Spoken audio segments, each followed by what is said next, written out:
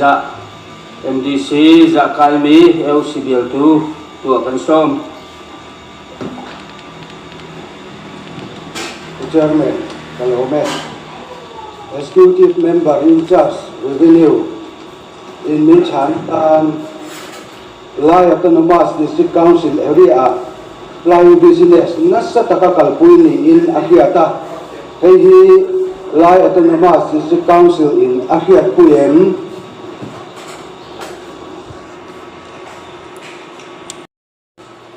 answer padding in Executive Member in charge Revenue Department sang tu dạ kai mi pu lao rau pia chin dạ kan som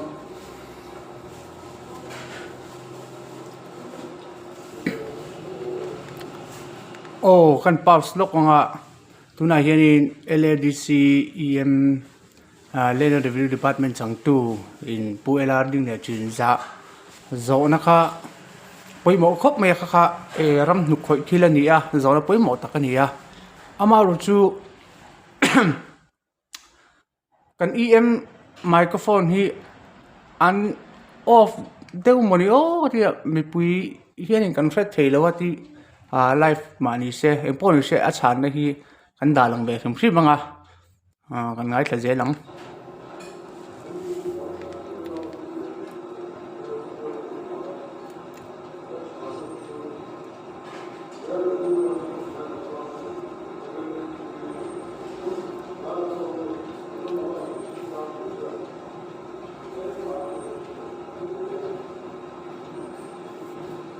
afiang ko lo ma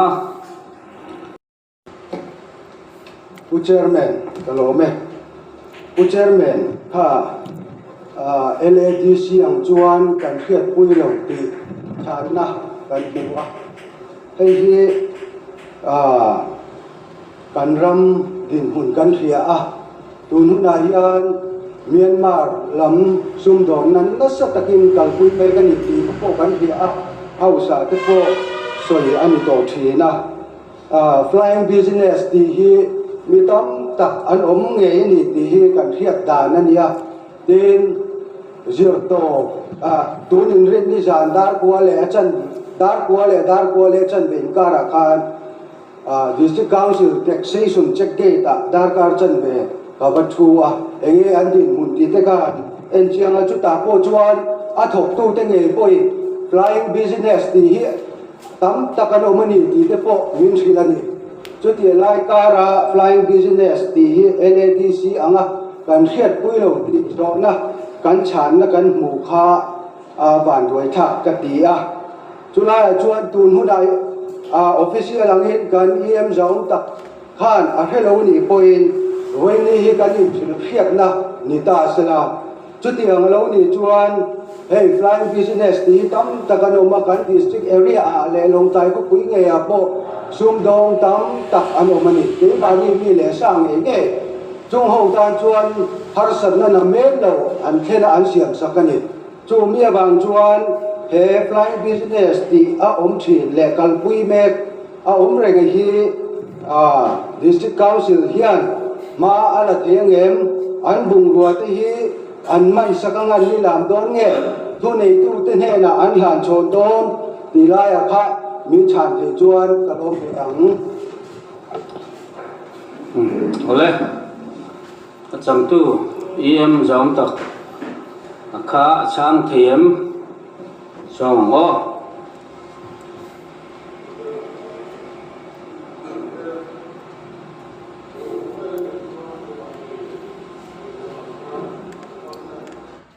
ti hian pu LR ding le chin za microphone kha ring thak hop maya maro chu achang tu EM microphone hi nga tinge amoni han sound lampang LADC IMPR lampang hi claimin han tang deuh hlek angai ni ka fia tiang session te hi chu mi puin kan beng vara LADC chung chang kan riat theina nia a microphone hetia an rồi tất mấy hi avoi khat chan na khan ni rồi tu an riat mấy ka ringa maro chu voi ni na te po hian in he riat mu mal thai ala ni lawa poi khop maya em po ni se kan ngai thla zo ve thum mang o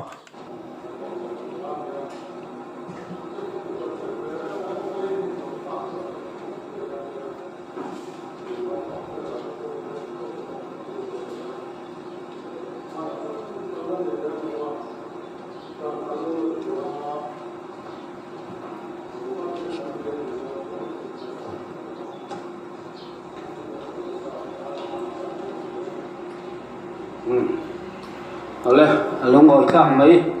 nó mì